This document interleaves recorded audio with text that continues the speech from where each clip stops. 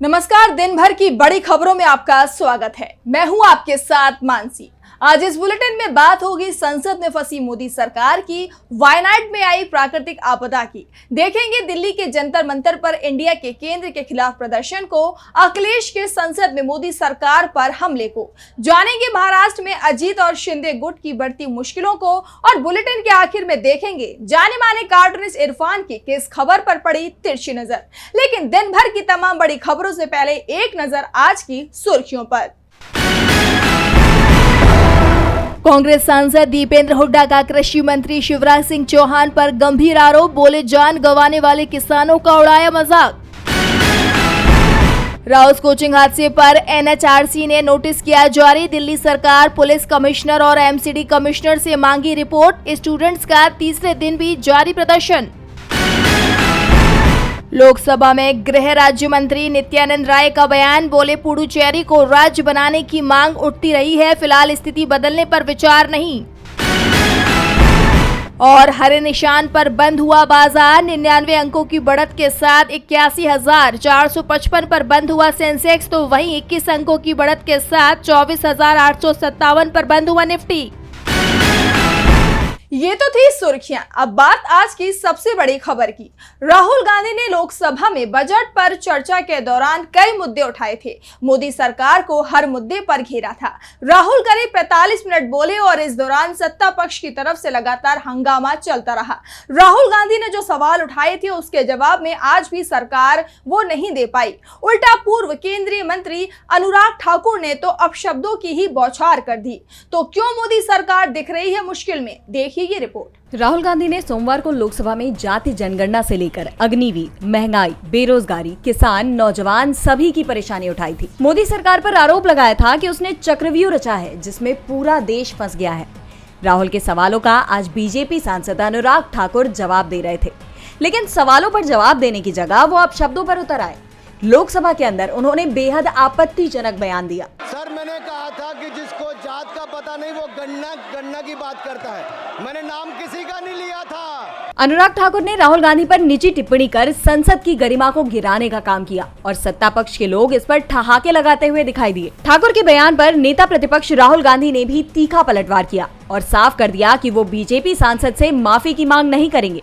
उन्हें अनुराग ठाकुर की माफी नहीं चाहिए। राहुल गांधी ने कहा, बिकॉज सर, जो भी इस देश में दलितों की, आदिवासियों की, पिछड़ों की बात उठाता है, जो भी उनके लिए लड़ता है, उसको गाली खाना ही पड़ता है। और मैं ये सब गालियां खुशी से खाऊंगा, क्योंकि महाभारत की बात हुई तो महाभारत में अर्जुन को सिर्फ मच्छी की आंख दिख रही थी, उसी प्रकार मुझे सिर्फ मच्छी की आंख दिख रही है। जाति जनगणना हम करा के दिखाएंगे, खत्म। आपको जितनी गाली देनी है आप दीजिए, हम खुशी से लेंगे। धन्यवाद। राहुल ने साफ कर दिया कि वो एससी, एसटी, ओबीसी के हक की लड़ाई पूरी ताकत से लड़ेंगे। सरकार कुछ भी कर ले, लेकिन वो झुकेंगे नहीं। राहुल ने तीखे तेवर दिखाए तो सपा चीफ अखिलेश यादव का भी उन्हें साथ मिला। अखिलेश ने कहा, इनसे ये पूछना चाहता हूं, आपने जाति कैसे पूछ ली, ये बताइए बस। आप जाति कैसे पूछ सकते हैं? आप बताएं, जाति कैसे पूछ सकते हैं? आप पूछ के दिखाओ जाति तुम। आप जाति कैसे पूछोगे तुम? कैसे पूछोगे जाति? इस मामले को लेकर इंडिया गठबंधन के तेवर बेहद तीखे दिखाई दे रहे हैं, तो पूरी मोदी सरकार मुश्किल में दिख रही है। अनुराग ठाकुर पर माफी मांगने का दबाव बढ़ता दिखाई दे रहा है, लेकिन राहुल गांधी ने साफ कर दिया है कि माफी नहीं, हक चाहिए। संसद में मोदी सरकार बैकफुट पर आ गई है, तो वहीं केरल के वायनाड में इस समय प्राकृतिक आपदा ने लोगों के जीवन को अस्त व्यस्त कर दिया है। मंगलवार रात करीब 3:30 बजे केरल के 4 अलग अलग जगहों पर लैंडस्लाइड की घटना हुई, जिसमें कई लोगों की जान भी चली गई। देखिए ये रिपोर्ट। केरल के वायनाड में भूस्खलन से भारी तबाही मच गई है। मंगलवार रात करीब 3:30 बजे केरल के 4 अलग अलग जगहों पर लैंडस्लाइड की घटना हुई। सुबह होते होते ये खबर पूरे देश में फैल गई। इस भूस्खलन में 4 गांव मुंडकई, चूरलमाला, अट्टामाला और नूलपुझा बह गए। जिन लोगों की जानें गई, शाम तक उनका आंकड़ा 100 के पार तक पहुंच गया है, जबकि 400 से ज्यादा लोग अभी तक लापता हैं। बचाव कार्य के लिए सिविल फोर्स, एनडीआरएफ और स्थानीय टीम के करीब 250 से अधिक जवान प्रभावितों को बचाने के काम में जुटे हुए हैं। वहीं दिन में ये मुद्दा संसद में भी उठा। सदन में नेता प्रतिपक्ष और कांग्रेस सांसद राहुल गांधी ने घटना पर दुख जताते हुए सरकार से पीड़ितों को मुआवजा देने की मांग की, जिसके बाद सरकार ने पीड़ितों को 2-2 लाख रुपए मुआवजा देने का ऐलान किया है। बता दें कि केरल सरकार ने इस घटना की गंभीरता को देखते हुए राज्य में 30 और 31 जुलाई को 2 दिवसीय राजकीय शोक का ऐलान किया है। बताते चले कि बुधवार यानी 31 जुलाई को नेता प्रतिपक्ष राहुल गांधी और कांग्रेस महासचिव प्रियंका गांधी वायनाड दौरे पर जाने वाले हैं। दोनों नेता वायनाड जाकर घटना का जायजा लेकर पीड़ितों का हाल जानेंगे और प्रभावित लोगों के परिवार से भी मुलाकात करेंगे। वायनाड में राहत और बचाव कार्य जारी है। संसद में इंडिया गठबंधन ने सरकार से तेजी से राहत और मदद करने की मांग भी की है। तो वहीं आज एक बार फिर दिल्ली में इंडिया गठबंधन एक और मुद्दे को लेकर एकजुट नजर आया। तो क्या था मुद्दा, देखिए ये रिपोर्ट। एक बार फिर दिल्ली में इंडिया गठबंधन एक साथ एक मंच पर दिखा। महाराष्ट्र से लेकर यूपी के दिग्गज नेताओं ने एक साथ आकर सीएम केजरीवाल की गिरफ्तारी के विरोध में जंतर मंतर पर प्रदर्शन किया। इस दौरान कांग्रेस सांसद गौरव गोगोई ने मोदी सरकार पर हमला बोलते हुए कहा, बीजेपी और नरेंद्र मोदी की सरकार अगर इस भ्रम में है कि वो पुलिस और जांच एजेंसियों के दुरुपयोग से विपक्ष के नेताओं को डरा सकते हैं, तो वो गलतफहमी में है। इंडिया गठबंधन मोदी सरकार से नहीं डरता। गोगोई ने कहा कि केंद्र में इस समय एक कमजोर सरकार है और ये सरकार ज्यादा दिनों तक नहीं चलेगी। साल भर के अंदर मोदी सरकार गिर जाएगी। प्रदर्शन में सपा चीफ अखिलेश यादव ने कहा कि अगर हम सत्ता में आए तो किसी पर भी झूठा आरोप नहीं लगाया जाएगा।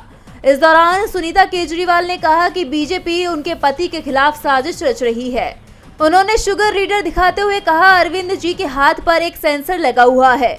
इस रीडर में ग्राफ बनता है और पूरे दिन का ग्राफ बन जाता है। पूरे दिन में 70 से नीचे जाती है तो घबराहट होती है, पसीना आता है। जेल में उनकी लगातार शुगर डाउन हो रही है, 5 बार 50 से नीचे गई है। ईश्वर का लाख लाख शुक्र है कि कोई अनहोनी नहीं हुई है। इनका एक ही मकसद है, दिल्ली के लोगों का काम रुकवाना। बीजेपी की राजनीति नफरत की राजनीति है। मुझे आशा है कि आप लोग साथ देंगे। विपक्ष के आरोपों से जहां एक बार फिर मोदी सरकार बैकफुट पर आ गई है, तो वहीं आज संसद में सपा प्रमुख अखिलेश यादव ने मोदी सरकार को जमकर घेरा।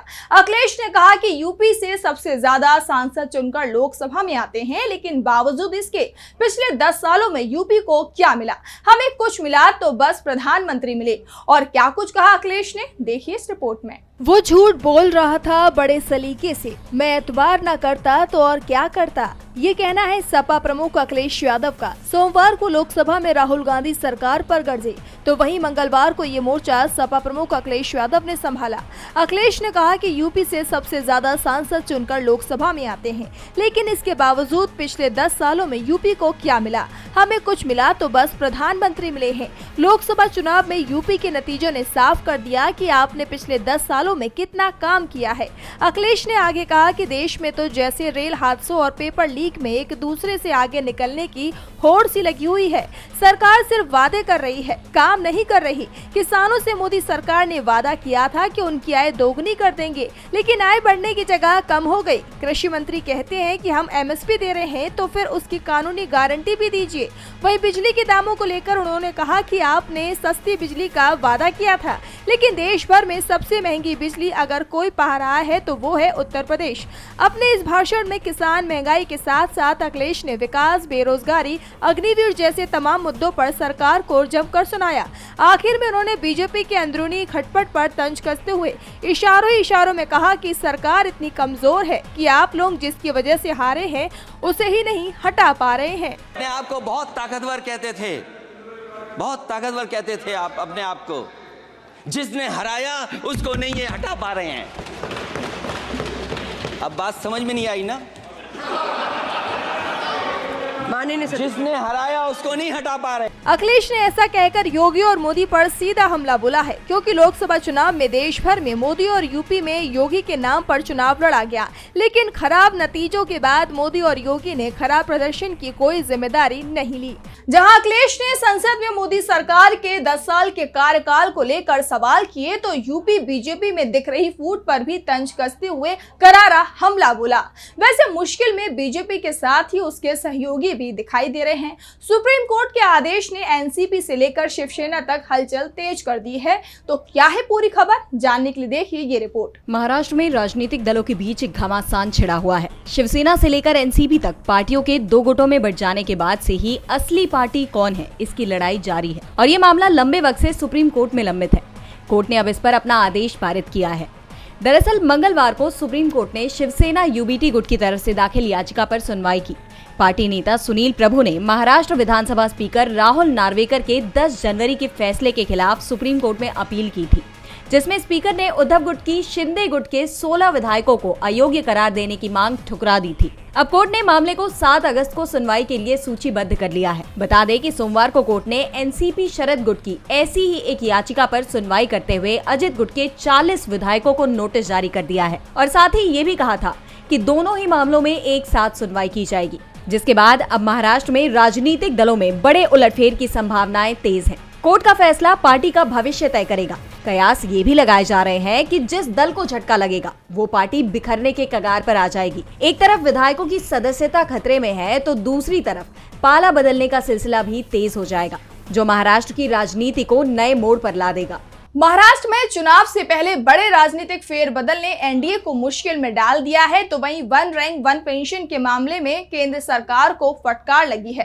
सुप्रीम कोर्ट ने 14 नवंबर तक डेडलाइन देते हुए योजना से जुड़ी सभी अड़चनों को दूर करने का आदेश दिया है। तो क्या है पूरा मामला, जानने के लिए देखिए ये रिपोर्ट। सुप्रीम कोर्ट ने केंद्र सरकार को जोरदार फटकार लगाई है। सरकार की वन रैंक वन पेंशन योजना को लेकर मंगलवार को सुप्रीम कोर्ट ने केंद्र सरकार पर 2 लाख का जुर्माना लगाते हुए नोटिस भी जारी कर दिया है।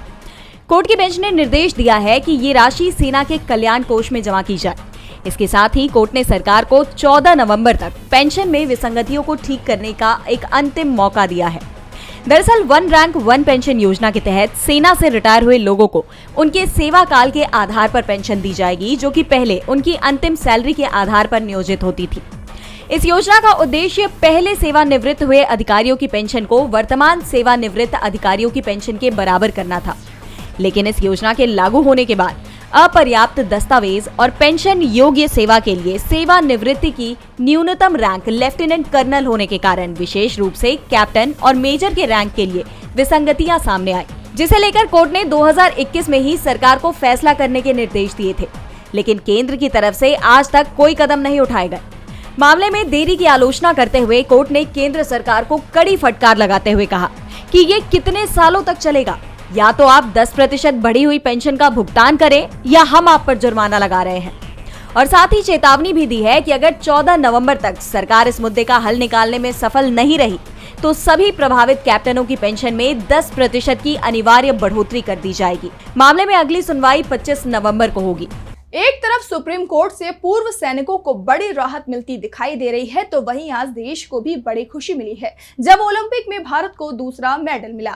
10 metre air pistol mix team event में मनु भाकर और सर्वजोत की जोड़ी ने भारत के लिए एक और मेडल जीत लिया है और इसके साथ ही मनु भाकर ने ओलंपिक में एक और इतिहास रच दिया है। देखिए ये रिपोर्ट। पेरिस ओलंपिक में इस बार भारत दमदार तैयारी के साथ पहुंचा है, जिसका सबूत मनु भाकर और सरबजोत के गले में चमकते ये मेडल है। सोमवार को मनु भाकर और सरबजोत की जोड़ी ने 10 metre air pistol mix team event में जीत दर्ज कर कांस्य पदक हासिल किया है। भारत के मनु भाकर और सरबजोत सिंह ने कोरिया की ये जिन और ली वोनहो की जोड़ी को हराकर ये मेडल जीता है। मैच के पहले सेट में कोरियाई जोड़ी ने बढ़त बनाई थी और 0-2 से आगे हो गई, लेकिन इसके बाद भारतीय जोड़ी ने एक के बाद एक 4 सेट जीतकर 8-2 की लीड ले ली और आखिरकार भारत ने 16-10 के स्कोर से जीत हासिल की। खासकर भाकर ने फाइनल में अपने 13 शॉट्स में से 10 में 10 या उससे अधिक का स्कोर किया और इसके साथ ही मनु भाकर एक ही ओलंपिक में 2 मेडल जीतने वाली पहली भारतीय खिलाड़ी बन गई। उन्होंने नया इतिहास रच दिया है। बता दें कि मनु भाकर ने 28 जुलाई को 10 मीटर एयर पिस्टल इवेंट में ब्रॉन्ज मेडल के साथ पेरिस ओलंपिक में भारत का खाता खोला था और अब एक बार फिर सबको उन पर गर्व महसूस करने का मौका दे दिया है। इस जीत के साथ ही सरबजोत सिंह समर ओलंपिक में पदक जीतने वाले 6ठे भारतीय निशानेबाज बन गए हैं। भारत का मौजूदा पेरिस ओलंपिक में ये दूसरा मेडल था, लेकिन ओलंपिक के इतिहास में भारत का शूटिंग में ये 6ठा मेडल है। जहां हर तरफ मनु भाकर और सरबजोत के लिए बधाई संदेशों की बाढ़ आ गई है, तो सोशल मीडिया पर भी इंडिया एट पेरिस 2024 ट्रेंड कर रहा है। सब भारतीय शूटरों पर गर्व महसूस कर रहे हैं। और बुलेटिन के आखिर में देखेंगे जाने माने कार्टूनिस्ट इरफान की किस खबर पर पड़ी तिरछी नजर।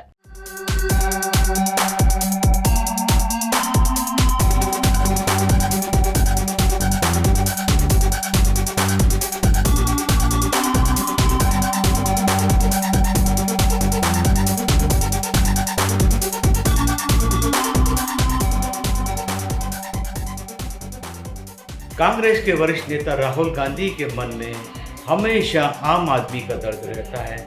उनके भाषणों में अक्सर आम आदमी के दर्द की बातें ही होती हैं। उन्होंने संसद में केंद्र सरकार के ऊपर आरोप लगाया और कहा कि उसने आम आदमी की, मध्यम वर्ग के लोगों की पीठ में बजट के जरिए छुरा घोंपा है। काश ये दर्द केंद्र सरकार के दिल में भी इसी तरह का होता, क्योंकि महंगाई की मार से कलस रही जनता की पीठ में एक नहीं 12 छुरे 2012 से घुपे हुए हैं।